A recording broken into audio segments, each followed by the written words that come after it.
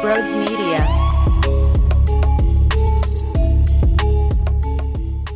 What is going on, everyone? Welcome on into Open Ice Hits. Here we go. There's action. It's amazing. Of course, Tom Wilson, he scores the first goal of the playoffs to just spit in everyone's faces. It's annoying.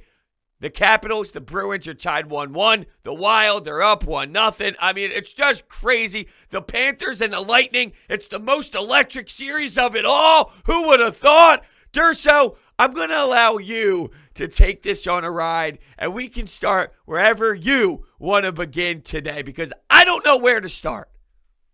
Oh, wow. I don't know where to start either, but I was going to sit there and say, you know, what got me awake this morning to get going on this was Nathan McKinnon highlights. Dude, that Nathan line. McKinnon got me up today. Now, I have a buddy of mine who is a hockey fan, but he's not like us. So he likes hockey and he loves playoffs, but he's not diehard hockey guy. And last night I get a text message in the third period. It goes, is this Colorado Avalanche line the best line in hockey? Like, not asking me literally, just like saying this line's so damn good. Like, this line has to be the best. And I responded with, well, I mean, with all due respect here, there is a line called the perfection line for a reason. Oh, you went there. I had to. I mean, come on. But then he hits me with, I'm talking speed. I'm talking skill. And I'm like, you're right. As perfect as that line is on Boston, what Colorado has is just speed and nasty skill. And wow, they just took over that third period essentially. Wow, you're going to be jumping all over already with well, this. You know what's going to happen that way. The reason that I laughed at you bringing up the perfection line is because I watched first game of playoffs, Boston, Washington, Saturday night. I'm at a buddy's place. He's a Boston fan watching it. Now, he has notably told me on multiple occasions and put it out there on Twitter and things like that. He hates the perfection line nickname. He hates it. Okay. I thought you were going to say he hates the line. No. He hates but he hates the calling it the perfection line. He hates it, but loves the players, obviously. So I just laugh at that because it took us 2 minutes for you to actually say the perfection line. Well, I hope he listens. There you go. It's a really compelling argument. It's a really compelling argument of which line's better. It's so close. I do think I love the speed, the skill, and the talent that Colorado top line has. I can't stop watching them. I mean, really, they're so exciting to watch. Nathan McKinnon's outstanding. I don't think enough people talk about him on the same level as Crosby and Ovechkin and even McDavid, Matthews, that kind of stuff. Not enough people talk about this guy. This guy is MVP caliber type player. Is that a market reason, do you think, or no? Because let's be realistic. Edmonton, that market is not big. It's not a big market. So, but there's a difference in what these two players do, to be fair. Sure. And McDavid's so over the top in terms of his skill level and production that you can't ignore it. I don't want to say McKinnon flies under the radar, but he's so good. I just don't understand why people not even why. I think I can pinpoint the reason why, and there's not enough marketing for individual players in the league most of the time. I sure hope that changes next year when it's totally new TV package, more coverage, more everything. Make this guy a mainstay of the league and kind of solidify his place not only in the league as a superstar, but with the team he plays for. Because I really I feel like we do that already. We associate Matthews with Toronto, McDavid with Edmonton, Crosby with Pittsburgh, Ovechkin with Washington. And granted, the latter two that I just mentioned have been there their entire careers and have played for 15, 16 years, whatever it is. But you get the point. We need to be doing that with Nathan McKinnon. We just need to. He needs to be on that same level because he is that good. And it's funny because, see, the other part of that line that gets me a lot is Mikko Rantanen, and I'll tell you why. Mikko Rantanen to me falls into the same conversation we had about Alexander Barkov. I feel like we can consistently say he's underrated. Nobody talks about him enough. But when you keep saying that, is he really underrated, right? I know he's not. I've liked him from day one, his draft year. Liked him from the second he was picked. I'm like, this guy's going to be good. And then you put him next to those two. I know. It's so outstanding. And man, was I impressed with Gabe Landeskog in that game too. He is such a quality leader. From the very beginning. I mean, he gets the fight first. and then on the way to the Gordie I Howe was hat a trick. little It's like, surprised that Shen got his ass kicked that badly because Shen can hang in he there. can dish. He can Yeah. hang in there. And one thing that was just kept talking about on the broadcast, other than Taze's name, because I swear to God, all I did was hear Taze's name on the broadcast 5,000 times, which is, how well he was playing out there. But all I heard afterwards, and I'm trying to remember who was it on the broadcast. It was Catherine Tappan. It was Anson Carter and Anson Carter, but who was the third of the party? Dominic Moore, I think. Dominic Moore, that's who said it. He kept bringing it up that the Colorado Avalanche, if you think of the Blues, all you would think about is the physicality side of things. And the fact that you had the Avalanche kind of like if the Blues had one thought heading into this, like we can outplay them physically. And in game one, the Avalanche basically took it to them physically. So what do you hold your hat on if you are the St. Louis Blues? And I thought that was perfect because other than Taze, because I really swear to you, I think I just heard that name 3,000 times outside of the top line, of course. I thought he nailed it, Yeah, I'm going back to what I texted you last night while the game was on. I'm like, they look overpowering. I mean, they just looked all cylinders from the first game. That was probably was that the closest 1-1 game going to or the not closest 1-1 game going to a third period? It just didn't feel like St. Louis was even really. Binnington was outstanding. That's why they were in the game, obviously. But man, it felt like that could get out of hand so many times, and it didn't. The save he made in the second period on Rantanen at the side of the net was ridiculous. He's making big saves all over the place. It looked for a while like Grubauer wasn't going to be beaten either. It's like, geez, the goaltending was outstanding. You saw the defensive play. Finally in the third period, that was like the breakthrough for, McKinnon's getting on the board, Landeskog's on the board. Like you started to finally see it really come through. Not that it didn't earlier. Cale McCarr had the first goal. It was power play.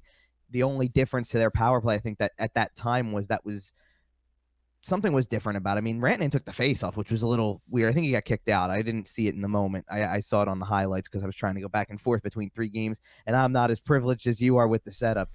Yeah, that was a dirty move, though. I think what I Cale, love it. What Cale McCarr does at the blue line to utilize his hips and his footwork to open up lanes to get shots through might be one of the best I've ever seen, honestly. We've saw a little bit of it with Adam Fox this year, but Cale McCarr does it to this unreal level where, it's almost every single game.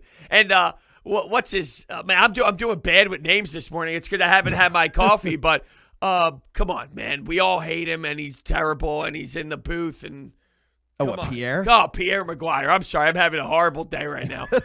Pierre Maguire mentioned how faceoffs on this play specifically, he made a comment that was getting thrown around the Twitter I sphere. saw it. Now, faceoffs don't matter. Right, but there is this crew of people out there in this Corsi analytical world that I guess believe that it's not as important as other, because I was a little shocked too, and I started to read, why do people feel this way? I've never heard that. And the comments made it seem, and maybe I'm wrong, that the sports geeks believe that there's no reason for offensive face-off and face-off numbers. In what universe?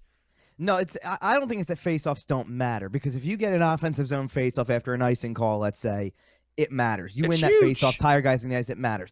I think what people are trying to say from that is that percentage doesn't matter. Like if you're a team that wins 55% of your face-offs, near leading the league or whatever, it doesn't always mean that you're a great team. Yeah, that happened with the Flyers the other year, did it not? With Dave Hackstall, maybe it was?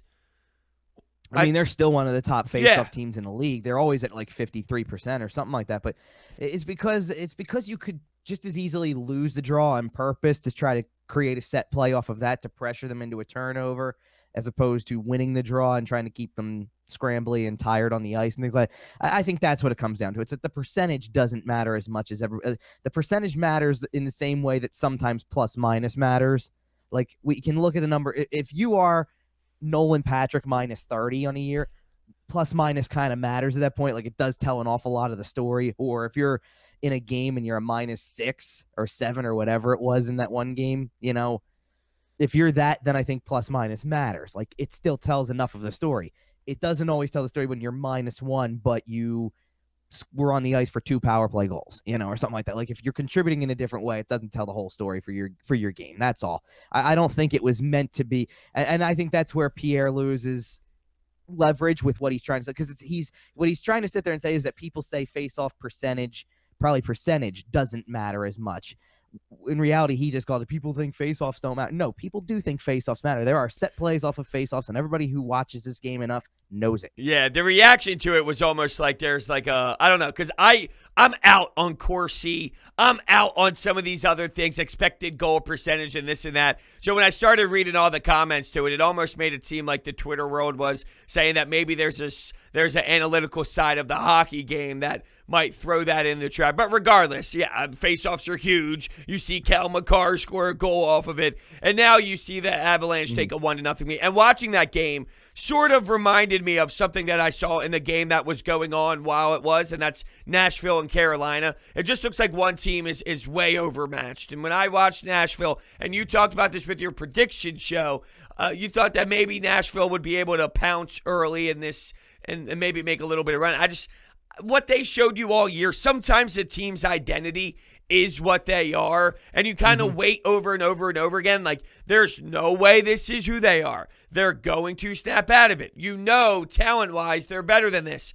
But when you're something for so long, for 56 games, sometimes it's reality. When I watched that Nashville team, I just thought the whole way that they got in, but they're not really a playoff deserving team that's going to do anything. And I believe Carolina showed that as they kind of cruised to one. So that was, I would say, of all the games so far, game 1 in Carolina, Nashville was probably the biggest snooze fest. It probably was. Here's what I'll say about that. Look, first of all, we've had, I think it's 7 total playoff games so far in the, whatever it was, I guess it's been 3 days. Saturday, 1 game, and then Sunday, Monday slates, and that's pretty much all we have so far. Every single game, even this one, has gone to the third period either tied or with a 1-goal margin. So it just goes to show you collectively around the league how close things can be. This was probably the most lopsided game there was. I do think there's an element to it that's a little bit still on what I was trying to say, because the Preds scored the first goal of the game. You started to think kind of in the same vein of, and maybe to a lesser extent because Minnesota's been doing it all year, but Minnesota, Vegas, boy, it seems like they're hanging around for a while. Wow, they're really hanging around for a while. Okay, maybe they actually can win a game, like that kind of thing. And then Carolina kind of got back into it, got the lead. It was still tied after 2, though, and it left you thinking a little bit about the possibility, but that was Carolina showing you everything they are in the final 20 and how overpowering they can be on a team like that. Defensively, they shut it down. They got the goaltending when they needed it. Really impressed, honestly, by the guys who did a lot of the scoring work, because you would have expected Sebastian Aho or Andrei Svechnikov to really be the ones who stepped in, not right at the end, obviously, because Svechnikov scored at the very end to ice the game with the empty netter, but leading up to that, it's Jordan Staal who's really leading the way, and he's the captain of the team, and I get that, obviously, but I don't feel like he's leaned upon for the production anymore, and he's the guy who steps up and gives you the production in game 1. Just shows you how deep they are as a team. So that was what was really impressive to me, is that that's where they got the production from. And on top of it, then they did exactly what I expect them to do when they play with a lead, which is just lock it down. And defensively, they're as good as anybody in the league. No doubt, and that's why when we were talking about what we were expecting for each of these teams, I talked about Rob Brindamore and having this team ready and having them structured and making sure that they go out there and do their job. Because if Carolina does their job, they're in control here. They control their own destiny. Go out there, execute what Rob Brindamore puts out there, and they did that in game 1 for sure. And yeah, when Jordan Staal is hanging around the slot, putting goals in 5-hole and celebrate, you see the smile on his face. I'm with you. It's like you don't think of him as that player to be scoring those goals, and they stepped up. So that was, and maybe that's more of, like you said, it's a product of me feeling that way, is because it's just been such amazing hockey to this point. It's not a knock on that game or that series. Right. It's just everything else has been so beautiful and so heart-racing so far that, there's going to be here and there moments along the way. So I think game 2 is very big for Nashville, of course. Just let them know you're there. Let them know you're there. Winning on the road is always difficult. So if you do lose 2-0, I'm never counting a series out until you go home and lose a game. So, I'm not saying it's impossible, but you got to make sure you let them know that you're there, and it gets, it gets heated, it gets physical, and you force them to realize this is not over. So game 2 is very big for them. Yeah, and I think that there's two things that I can pull from that going forward is first of all, don't expect it to still be like to be a short series. All of a sudden, it's only one game. Yeah, it looked as toward the end of the game, it looked as lopsided as it did, but it's one game, and you get a couple of bounces the right way. You get a couple of breaks. It turns it all around, and I'm still thoroughly convinced that once, especially that, and this is kind of going to tie into my second point, when the series turns around and goes to Nashville, the crowd in Carolina was outstanding. I also thought, to tie it into the previous series we talked about, I thought the crowd in Colorado was also outstanding. But wait until we get to Nashville, and now it's home ice the other direction. I really start to think that this is, and it's, you got to realize it's unfamiliar territory for a lot of players because it's been over a year since they've played in a setting like that where it's actually legitimately crowded at the I game. was I was thinking about that. Like you go from because I like when we were speculating when there were 0 fans, going from 0 to 22 or whatever. How overwhelming would that be? And I don't know if they had enough time to inch their way back. Sure, some stadiums had 5,000, 3,000, whatever. But even from that, even when you were watching some of these games, and I know it's a different atmosphere because the Flyers stunk or whatever, but if you're watching a regular season game 52 in Colorado with 3,000 fans, was not even close to what we just experienced. So when Gabriel Landeskog's getting interviewed after the game and there's all these fans, you can't even hear anything. It was such like a night and day transition. How do you emotionally handle that? You can say, you can say all the time that, oh, you just go out there and play, but we're human beings, man. When there's that many people just flooding you with all these emotions, you're going to feel it emotionally. So that's going to impact everyone. Yeah, well, and here's the thing. I don't want to sit there and say that last summer, whatever, whenever you want to call it was about 9 months ago, realistically. I don't want to say it wasn't legitimate and it wasn't, what it was, because it worked out really well for the league in terms of getting the playoffs completed and all that. This was sorely missed, though, to hear the atmosphere of playoff hockey. That's what it's really about. When you go into these buildings and people are going nuts for all 60 minutes, hanging on every play. The games are close because everybody in the league is really close once you get to this point. That was what it really was for me, is that like you need to hear that. You really need to hear that. And it was even the first couple of games, like I don't think Washington's up to much more than 3,500, 5,000 maybe, something like that. So it was still a little noticeable that it wasn't completely full. There's people there, you get that, but like it was really something when they tell you there's 12,000 people in Carolina and it actually sounds like there's 12,000 people, maybe more. I mean, it looked like there was more. But I guess that's where we are, and I guess it's it's going to be nice if we continue down that path at just in the world in general. If we continue down that path, get to July and find out we're really able to do this, it would just be outstanding for the Stanley Cup Final to actually have the full-on atmosphere we expect, especially if it's in, as we already saw with Colorado, maybe with Carolina, in Vegas. I don't want to get too sidetracked here, but do you think it's possible? No, I'm saying I almost have an even crazier thought. Let's say, because it would be, I don't know, it probably isn't going to happen. So this could be a stupid thought. I already couldn't think of people's names twice already. I didn't have my coffee yet today, so it could just be another stupid thought. But could it be possible? Like, let's say, hypothetically, a team makes it where they only have 3,000 fans. Another team makes it that's getting a full capacity. Could you see a scenario where they just have a located Vegas, in Vegas, all 7 games, and it's not Vegas involved? So let's say it's, I don't know, a neutral site in one place, so there's no 3,000 fans versus 17,000 fans, and it's one packed arena for 7 games. Very much Edmonton from last summer, then, where it's one place. Now, granted, there was no fans at that point. I get it, but like you're saying, here's a place neither team plays. This is where you're going to play. Exactly. Very Super Bowl like, actually, kind of. I don't think it's going to happen. What I'm trying to say about it is if it gets to a point where if things continue to progress the right way, is there a possibility that it won't matter? And we say, as long as it's not a Canadian team, which would be really unfortunate, but as long as it's not, then you're going to see, like, hypothetical. It's Colorado, Carolina. Let's just say, for hypothetical purposes, they can fill the arena now by the time July rolls around and we're in the Cup Final.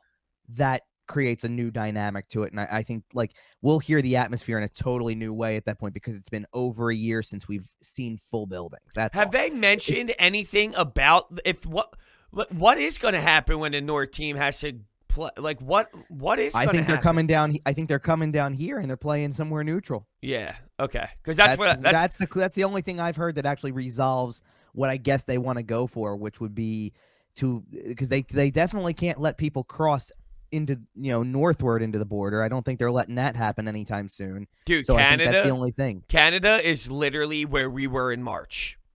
Yeah, that's that's absurd. That's absurd. That's crazy. But yeah, that's probably what's going to happen. But anyway, we'll get back on track here because the place that was popping was Florida of all places. And that series, dude, I'll be honest with you, I got to give credit all the credit in the world to Florida because when Ekblad went down, I seriously thought to myself, and no disrespect to everybody else, but when you lose, and I did bring up the possibility because I said there's two ways you can go here. It's you rally as a team, you realize, you lost a brother out there, you lost a teammate that's so important, you lost your leader. Do you all rise to the occasion or do you fall? But as much as you think like, oh yeah, they can rise to the occasion, losing a defenseman that logs in that many minutes, shuts down that many opposing players, that leads the way he leads, it's all great in theory that you're going to rise to the occasion, but reality sets in that you lost someone who's that good, and you can't just fill that void.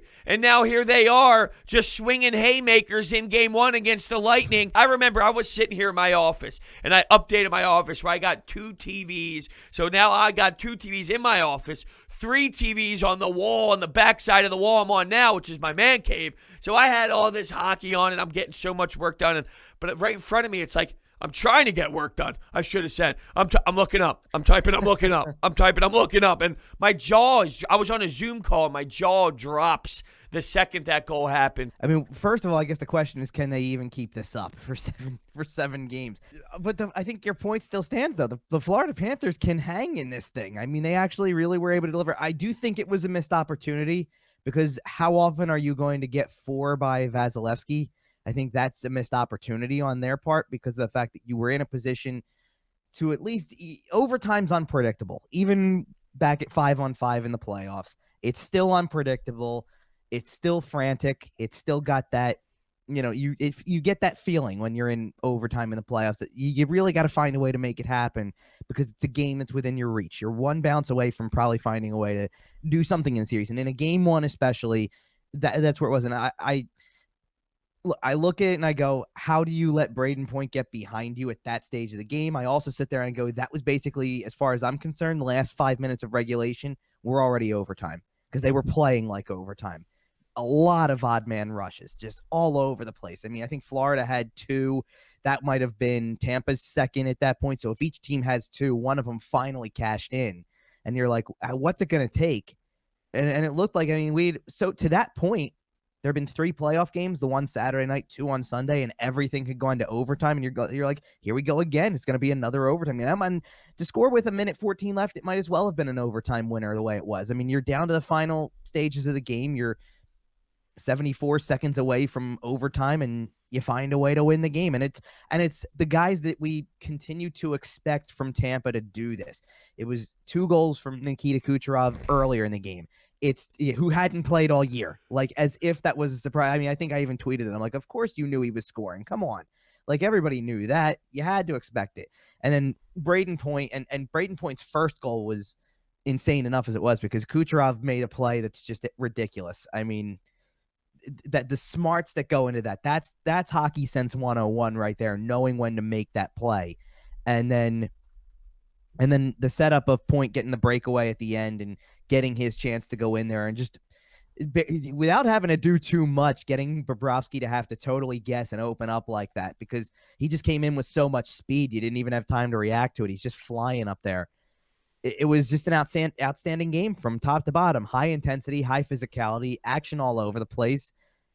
And all I can say about that from there is Game 2 is on Tuesday night. As we record this, we're getting ready for Tuesday night games and moving forward. And What's the sequel here? What's the Yeah. follow up to this opening act? Now, you make a good point, though, of like how much can you keep this up? Because sometimes there's that like adrenaline kick. Here we are, Yeah. it's the playoffs, it's game one. And then, by game two, game three, things settle. You kind of see what teams are doing. You mentioned all the odd man rushes. Well, maybe this is a game where instead of focusing on playing that way again, although you can make the argument that both teams could have won that game. So if you wanted to play that way again, if you're Florida, you weren't out of this thing. I just praised them for how much they've stayed involved in general. So, the fact that you were right there, you were a bounce away from it being your game. Do you want to play it that way? But ultimately, we know you don't want to consistently give up that many chances. So if you are now looking at it from each team, it's like, let's clean it up. Let's try and, make it tighter. Let's take away time and space instead of allowing it to be so wide open. But like I said, you can definitely argue that these teams both can thrive with it open and might want to look at it with like, if they could like be laughing like, the other team wants to make it a full ice game. Okay, we got this. And then the Panthers are looking like, oh, they want to make it a full ice game. Yeah. Okay, we got this. But most of the time, you want to dial it back in. So you're right. Game two, what's it going to be like? And sometimes you just hate each other so much. And who would have thought the Florida hockey teams just have this hatred towards each other so much? But it's so damn entertaining. And I would have never thought in a million years, and maybe it goes to the fact that you're right. Washington, I remember watching Washington game one, and I was like, yes, playoffs. And while it felt like playoffs, I'm not saying it didn't. It did not feel like Colorado, and it did not feel like Florida. So I wonder if I feel the way that I feel just honestly based off of, it was a great play, but was it greater play because of everything surrounding them, which was the screaming people? And I hate that it keeps coming back to that, but I mean, damn, that has just put, I don't know, butterflies in my stomach watching these athletes skate out on the ice to that many people. Yeah, for sure. I mean, I don't really have much more to say on the crowd stuff. I've said a lot about that already so far, but it was just, I don't know if anybody thought we were going to get that kind of game from this series either. Like, it felt like we were going to almost, I don't want to call it letdown, but it was like, you knew the intensity. Like, I felt like watching the Boston-Washington game Saturday night, first playoff game. I go, these two teams already hate each other. I know they do. So let's just get right into it. And you saw that. And you got this high-intensity game. It goes to overtime. You're thrilled with, at least I was anyway. I'm sure you were too. It's like you're thrilled at the fact it goes to overtime because that's the best part of playoff hockey. Playoff overtime is ridiculous. Then you go to the next one. You go to the next day. And you got Pittsburgh and the Islanders playing each other, and you get another close game back and forth. Crazy third period down the stretch. Goes into overtime. That kind of chess match in overtime, especially for the style that the Islanders play. You get a really good one. You get the Minnesota-Vegas game, and you go, again, really close. The Vegas atmosphere is great. But you were getting, you weren't getting 1-0 game where nothing's happening. You were getting outstanding goaltending. Definitely. That was just ridiculous on both sides. And you almost kind of, especially since that game ended and there was like an hour pause between that game and the next one in line, and you're going, oh, and then it's Tampa and Florida. Okay. I mean, like, not that I don't think, like, people I think do really enjoy watching the Tampa Bay Lightning. I think people looked at Florida and go, well, okay, who do the Panthers have that matches with the star players that Tampa has? I really think that's what it comes down to. And we kind of talked about that already because we said, how often can you say Barkov's underrated before he's not really underrated? And he had a really good game in game one, obviously. And Jonathan Huberdeau had a great game and things like that. But I just don't think they match up in star power, at least on paper, that you go, this is marquee matchup. Got to sit down, got to watch it. And I think everybody's mind changed after watching just the first period of that game. The way that they were hitting each other, the physicality in that game, a little bit of bad blood going on too, because it looked like they hated each other, which is always a perk in the playoffs. And then you got the scoring too. I mean, you got a frantic, I think, to follow up a game that was 1-0 that people, maybe some people who don't watch a lot of hockey may have said, that's boring. I want to see more scoring than a 1-0 game.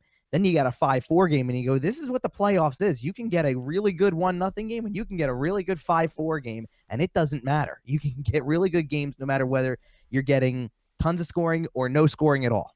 Yeah, it's a great point. No, it really is. And yeah, I was a little shocked. Not that I have too much on it, but I was a little shocked to see Vegas, a team that's been a powerhouse all season long. And they've been a threat, man. They've been the top of the top. And you looked at them heading into the playoffs, you're like, they have a serious, legit chance. And for them to put up a goose egg in game one, especially, in that type of atmosphere, pretty damn wild. So, no pun intended. How about that? Yeah. Woohoo! Maybe I'm back, baby. Maybe I'm back. All right, let's go. Let's go to that series. Yeah, let's go to that series. So I was a little worried that the young guns of Minnesota would just not be ready yet, and I think that's fair. It's reasonable. It's not ridiculous to think that possibly younger talent is going to need time to grow and develop. And, you have a phenomenal regular season, but eventually it catches up to you when you play stars that have been involved in playoff hockey before. Well, 1-0, man. That's a big win. That's a huge win to start the series off on the right foot, especially getting it away from your home building. It's like that's the point. Win one of two. Win one in the first two when you're not at home to set yourself up, and they did just that. But the Vegas Golden Knights, it's not a recipe for success forever, but it don't matter. What matters is you're up 1-0. Yeah, I mean, obviously Cam Talbot's the big story of that, obviously, and not only as the goaltender who gets the shutout, but they were outshot 19-5 in the first period. And so it kind of feeds to your point about the youth of the team and trying to get your bearings against the team that's viewed as a powerhouse of this division that people think are just going to automatically be in the second round, challenging for the Final Four that's to come. And yet, they don't allow anything in that first period. They survive being outshot 19-5 and kind of continue to chip away from there. I think that as I'm looking at, they had 21 more shots in regulation at that point. And then once you get to overtime, they held, and it only took about 4 minutes for Minnesota to score the goal, but they outshot Vegas then too, 3-2. And you go, okay, so from the 19 shots in the first period, you allowed 23 for the rest of the game. Not bad. You really kind of got situated. You kind of let all the emotion and all the energy and all the nerves from the start of the playoffs, especially as a young team, get out of the way, and then really started to bear down and do what you needed to do. And I really thought that defensively, they gave Cam Talbot the help that he needed. I mean, he had to make some good saves, but I really thought that you saw it with Jared Spurgeon and Matt Dumba and guys like that who really played as solidly as we expect them to over the years of their career, especially as veterans on that team. And then it turned out to be exactly kind of what we had talked about with the youth of the team. It turned out to be a kid who gets the goal that wins the game. And there was a lot of good bounces there. Don't get me wrong. I mean, you got a lot of good, fortunate bounces there, whether it's the tip that Marcus Foligno made to get it back into the slot where Eriksson Ek was waiting for it to be able to control and then get the shot, or the deflection off the skate that helps it go into the net. Doesn't really matter. You get bounces, and I've said it before, as much as I saw comments about like, oh, they got lucky bounces, all that stuff. What I tell you on this show before, and you love when I said it, you create your own bounces. And I think that Minnesota down the stretch was becoming more and more confident in their offensive abilities and trying to find a way to win that game. And Fleury was doing everything in his power to make sure that they didn't lose that game, that Vegas didn't lose that game. And it turned out to be just one bounce that went the right way for Minnesota that wins the game. That's how close it is. I said last time we were talking about the series to come, don't sleep on this team. Do not sleep on this Minnesota team. I think they're better than everybody gives them credit for. This has the makings of a long series, and I think you saw that in game one. Yeah, no doubt. And I would be shocked because I was one of the people, not necessarily writing them off, because when I brought up Nashville earlier, right, and I said they're a team that kind of just like squeaked in the playoffs, and you figure they didn't have like that much of a chance because of all season long what I saw. Well, Minnesota's the other way. I think they deserve to win. I just didn't think they're ready to win. You got to be ready. And there's a huge, when you look at a timeline of a team and a timeline of youth, there is normally, and it's not always just a straight line trajectory. There's bumps and bruises along the way. But they deserve to be there. It's not the same as Nashville, but I looked at it in that same light of, once you got there, your first round matchup and whatnot, you're not ready. You're just not ready yet. But they did that. And just to be clear, I said it's not a recipe to win, shutting out another team. I meant more along the lines of like, you can't bank on shutting out Vegas to be what is your recipe to win these games. I mean, you mentioned the shots in the first period, and that's something that stood out to me in the beginning. It's like, wow, this is going to be a long day for Minnesota, and you can't consistently do that and think that you're going to be able to be very successful every night. Vegas, more times than not, if they outshoot you to that level, it's probably going to be 2-0 after the first. Oh, and look, with all due respect to Cam Talbot, who had a great game in Game 1, has really helped that team get to where they are in the playoff picture to be convincingly in the top 3 of that division. You can't bank on Vegas not being able to score goals. And not only that, but you look who you're going against goaltending-wise. If a goalie is going to help steal a series, it might be one of the guys who has won as many games as most in the league's history. Marc-Andre Fleury's at the other end. And when it's not him, it's Robin Lehner. And it's like, but really if it's Fleury who's going, and I assume I'm going to assume it is. I don't know for sure yet. But if Fleury's the one who's going in Game 2, then look at what you're going against. The guy with a resume that is outstanding for his career. He's going to be a future Hall of Famer. And you can lean, like you feel like you can lean on Fleury and say, you know what? When it really comes down to it, go get me that game. Especially if it were, a Game 6, a Game 7, which I really do believe this series is going to take. If you get to that point and then you say, I need a win in a 1-0 game or a 2-1 game, I think more times than not when you simulate that out, you're going to get Vegas on the winning side just because of how much of a storied career that Fleury has compared to Talbot. And again, like I said, all due respect to Cam Talbot for that game, for what he's been able to do in his career with teams like this, with Minnesota this year, all that. I just think that when it comes down to it, Vegas has the better overall package as a team. And I think that'll show as the series goes on. I think this just happened to be one of those games where they got everything to go their way down to the bounce that they created to win the game. So Minnesota just shows that they're not going quietly. That's all it is. But I think that if you think that this is going to be a repeat of Columbus, Tampa Bay from a few years back, I say think again. I honestly think even it comes to, like right away, Vegas comes right back and wins Game 2 and makes this an even series going back to Minnesota. Yeah, no, it's a good point for sure. And when you're mentioning Fleury and all, it's crazy to think about I just talked about trajectory of youth and how there's ups and downs. There's also ups and downs when you're a veteran. I mean, I'm just saying in general. I mean, you think about everything from his agent making statements and this and that and leaving Pittsburgh. And I mean, it's just, but every time he's in the pipes during like a show, you want Marc-Andre Fleury in between the net when you talk about playoff hockey. So, when you see him making saves like he did in that game, I mean, you love that too. He's got an entertainment like quality to him too. Like he is an entertaining goalie to watch. Because he's not always in the kind of weird to say, he's not always in the best position sometimes. So he has to make that desperation save, but he can do it. And that's what gets people like, how many highlight reels does he end up on every year, it feels like? Because he makes at least 3 or 4 of these types of saves throughout the course of a season where you go, how on earth did he do that? I love to. Every time I picture Fleury, all I do though is, and I hate to do this because the Penguins and all, but the yellow pads, like if you mention Marc-Andre Fleury, all I think about is that all yellow setup that he used to rock, which I thought was just, money. And speaking of money, Marchand last night scored in overtime, and that was money. By the way, you talk about flipping and changing channels and like wishing you had 2 TV or whatever.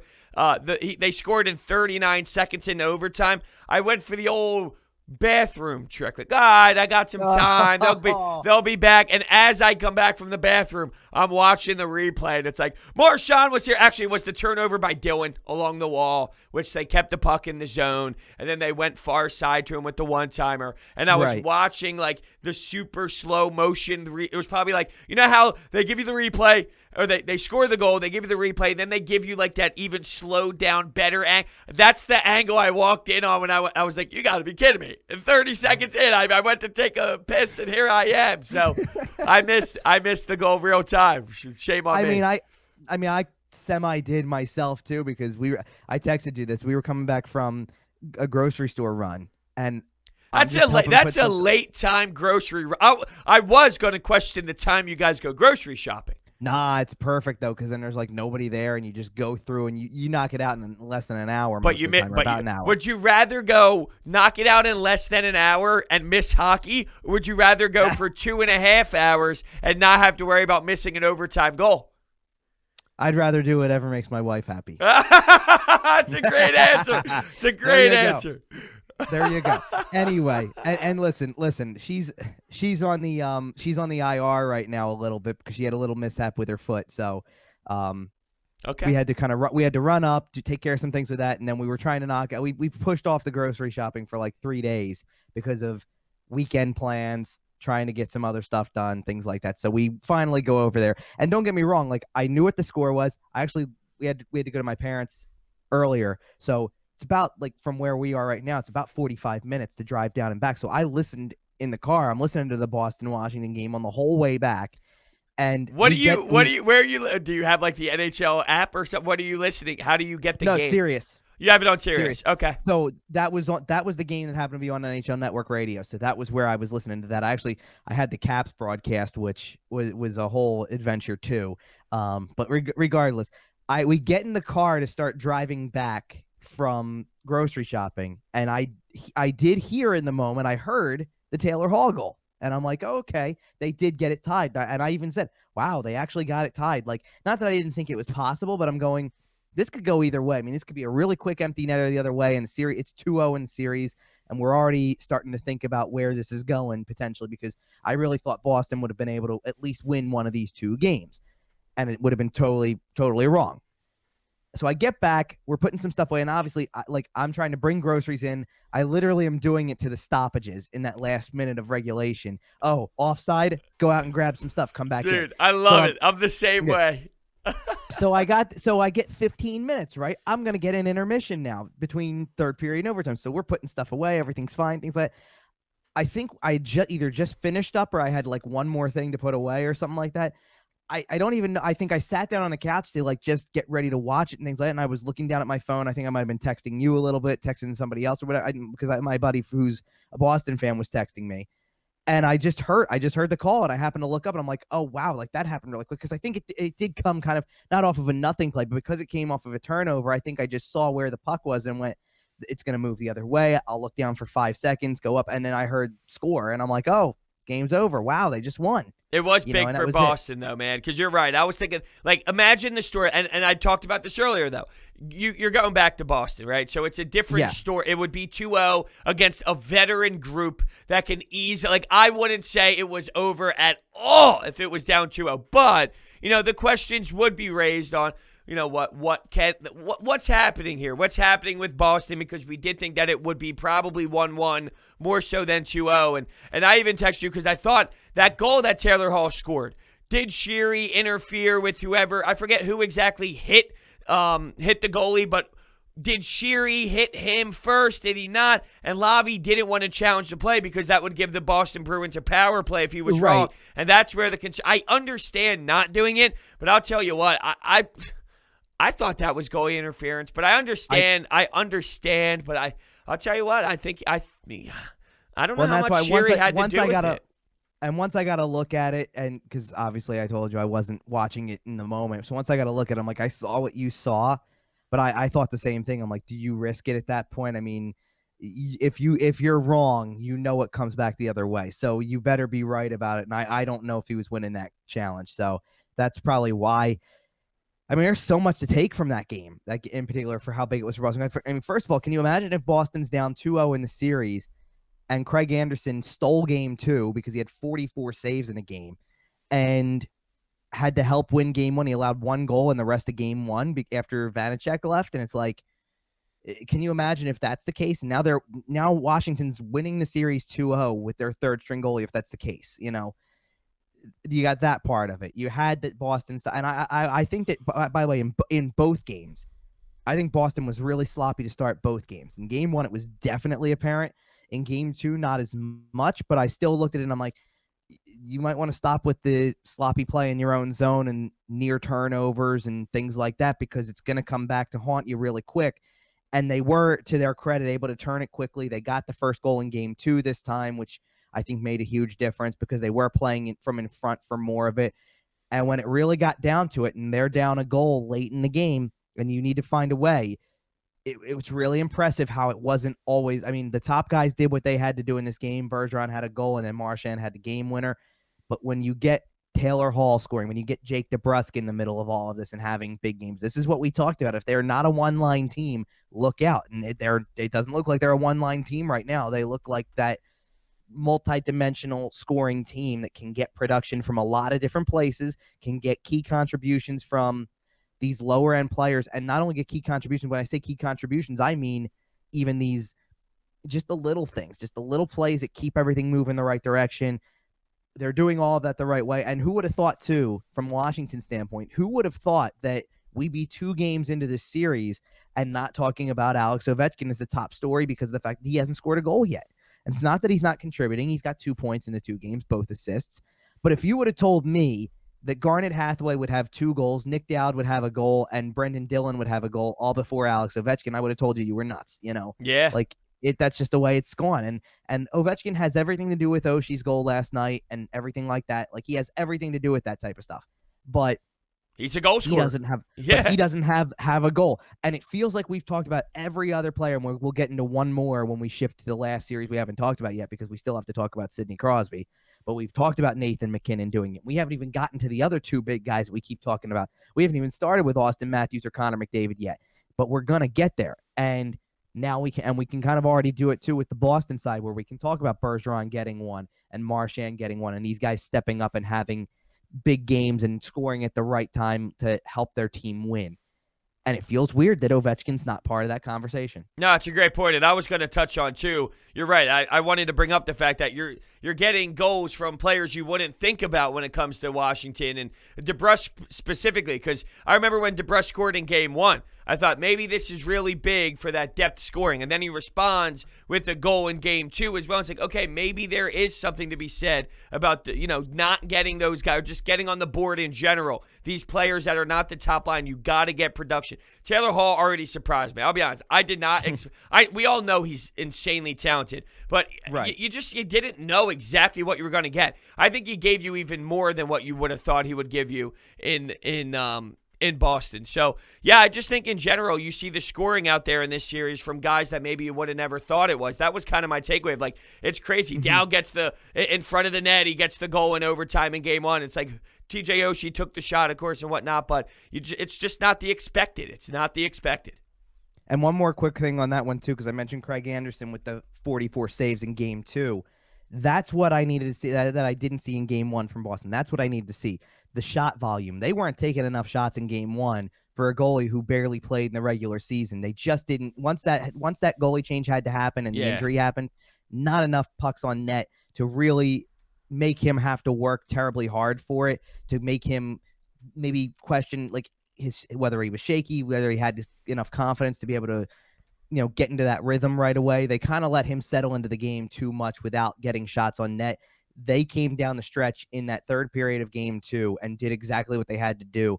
And we're getting more traffic to the net, more pucks on net, and doing what they really had to do to win that game. So that's huge credit to them, and it's why I think they are – I mean, they needed that game. And they got it, and now it's going to Boston where certainly this could turn the series back around in their favor big time if they can come away with obviously a good result in Game 3, but who knows from there? Yeah, no doubt. And unfortunately, we are running out of time. So your quick thoughts. Go give a little quick hitter here on that. First off, Crosby goal, amazing. Ew, one of the best. Stick, one hand on the stick, just amazing.